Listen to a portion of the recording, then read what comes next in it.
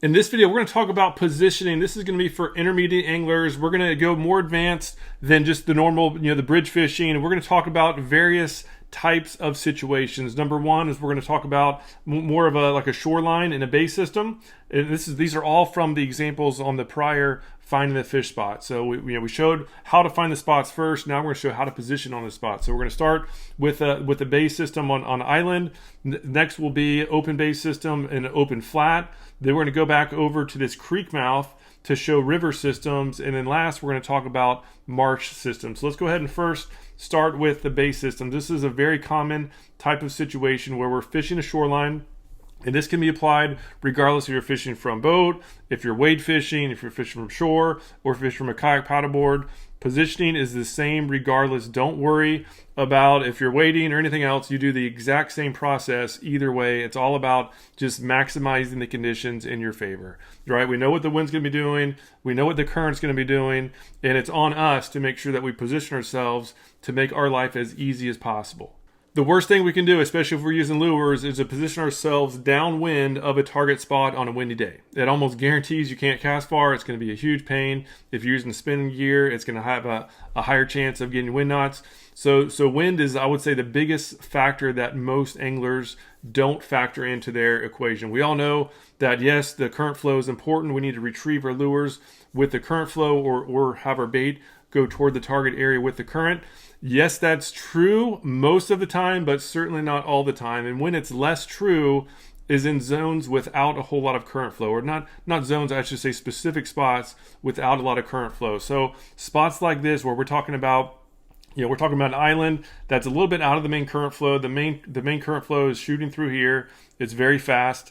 But even on the highest of current periods, there's not going to be a lot of current flow coming through here. At any given time, you could hop in the water as long as you're a decent swimmer. You can easily swim into the current even at max current period. And if you can do it, right, if we can swim into the current flow, we know the fish will have no problem. So they're not always going to be sitting in the same direction. So when fishing spots like this, I prioritize wind above current. I want to make sure that I'm casting with the wind so I can get super long casts. The bigger, smarter fish, when fishing up on grass flats like this, the bigger, smarter fish, they're not going to let you get real close to them. The further you are from them, the more likely you're going to catch them. And so keep that in mind. Always have the wind at your back as long as the current is not super strong. And obviously the wind is very light. It's not nearly as important, but in many days we're fishing 5, 10, or even more mile per hour wind. It gets very important at that point to make sure that you're casting with the wind. Ideally, we're casting with the wind and into the current, but that's not always going to be the case. And at some point you have to decide which one's more important. And again, in bay systems like this, the wind is going to be more important. And so if I wanted to fish, say I wanted to fish this shoreline and the wind was coming from the east, regardless of what the current's doing, I'm going to start up here and then work my way down with the wind. That way I can, whether I'm wading or in a boat or in a kayak, I can let the wind help me cast further, number one. And if I'm in a boat or a kayak or paddleboard, I now can let that wind just drift me down the flat as quietly as possible. Drifting is quieter than anything else. And so we always need to make sure to take advantage of that at any point possible. And part of that starts with just overall positioning. So let's talk about this open flats. We showed another example, and this is this flat over here. Spots like this are excellent trout spots. And this is the great thing about this is you don't have to have anything fancy. You don't have to have a trolling motor if you're in a boat. You don't have to worry about having fancy gear in a kayak or paddleboard. For wading, if you can get out here, you're going to catch a bunch of fish. But as far as fishing the open flats, again, it's really mostly about the wind. A lot of these flats don't have super strong current, so we're going to let the wind just take us. So what I like to do is I like to start outside of the flat in the deeper water, because before we fish it, we don't always know if they're going to be on the deep side. You can see it gets down to 6 feet of water with grass.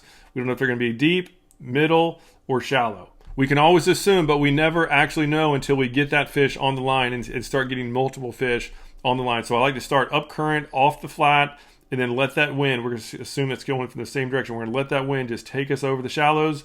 As soon as we get some strikes, as soon as we start seeing fish, we note where we're seeing them, get up to on top of it. Ideally, we can float over it, and then again, start targeting the potholes. Just start drifting over these flats and just take note of where you're seeing or catching the most fish, and then you can start dialing in a trend. So if all the fish we caught were right up along this shoreline, then we can get out and wade fish. Or on our next drifts, if we're in a boat or kayak, we can just anchor right up in position where we can just start casting and hitting multiple casts in this zone. But again, open flats like this is generally best to start with a drift, start with moving fast, start determining the depths or the types of zones that you're catching the fish in, if they're in the potholes or if they're on the grass or if they're at a certain depth. Take note of that.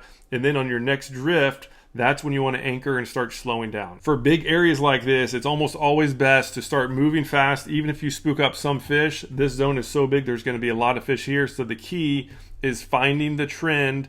And then once you find it, then you can start pinpointing and going much slower and pinpointing the exact spots that you're targeting. So that's it for the open flats. Now let's go to a river system. And this is where the current flow is going to be more important than wind in many cases. Especially this area, this is the Jacksonville area. There's a lot of current flow. We have very big tides here. And so when the current's going strong, if you can get out there and you can't swim against it or you're going to struggle, that's when the fish are going to be aimed in that direction. And it is very rare that they're going to have a bait fish or a scared shrimp come from their tail to their face. If they see that, it might get spooked. So in this case, we have to think about the current flow. And so ideally, my favorite situation is outgoing current flow when I'm fishing creeks and rivers, because that way I can start at the mouth, or I can start at the mouth knowing that the current is pouring out of there. I can start at the mouth and start hitting the docks. I can hit the depth changes, hit the shorelines. I can kind of work my way in knowing that the fish are going to be facing the other direction. So I'm casting over their heads, and I'm retrieving it back with the current flow, and it's most importantly, it's coming from the direction that they're expecting their next meal to come from. So the ideal situation for outgoing current flows in creek systems is to find a creek that has, first of all, has good structure, that has fish, and ideally is positioned in a way that you can start at the mouth, work your way in with the wind at your back, right? If you have 5 different creeks to choose from, choose the one that enables you to maximize the current and the wind at the same time. That's just going to help make fishing that much easier. And the cool thing about most areas, most river systems, they have a good amount of creeks, and so there's going to be creeks at different angles. So again, try to put yourself in the right ones. That's going to help make sure that you can cast with the wind as much as possible and retrieve your lures with the current flow as much as possible. So one last positioning tip for creeks that I wanted to talk about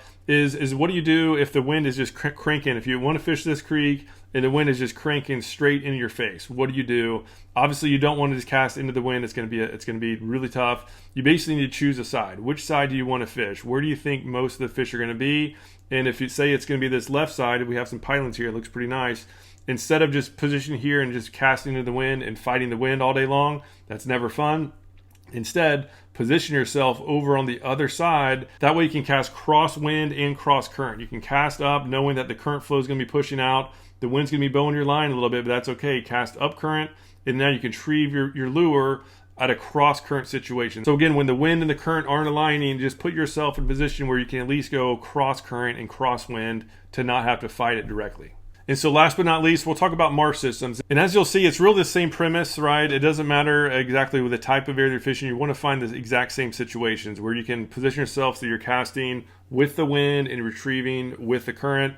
And so if I was going to go in a marsh like this, the cool thing about marshes is that there's so many turns. There's going to be a lot of opportunities to put yourself in the ideal situation. And so let's say that the current flow is coming in this situation. So the current's going to be coming in through both of these cuts, and the wind is coming from the north. And so in this case, it would be smarter. You have 2 options on how to get to this area. Say you want to fish this hole. You have two ways to get there. I would choose this one, since now you can position yourself so that you're casting with the wind to get to this spot. Once you get around this bend, you're going to be casting with the wind. And then once you get to this zone, the current flow is going to be pushing through. You can now get your baits here a lot more effectively from the north than the south. So again, when you have options like this on Marsh systems, choose the one that puts you in the best opportunity to maximize the elements. So that's a top overview of positioning for intermediate anglers. If you have any questions, please leave a comment down below. I'll of course be happy to explain anything in more detail and even make some more videos if needed. But yeah, thank you so much for your time and watching. We'll see you on the next video.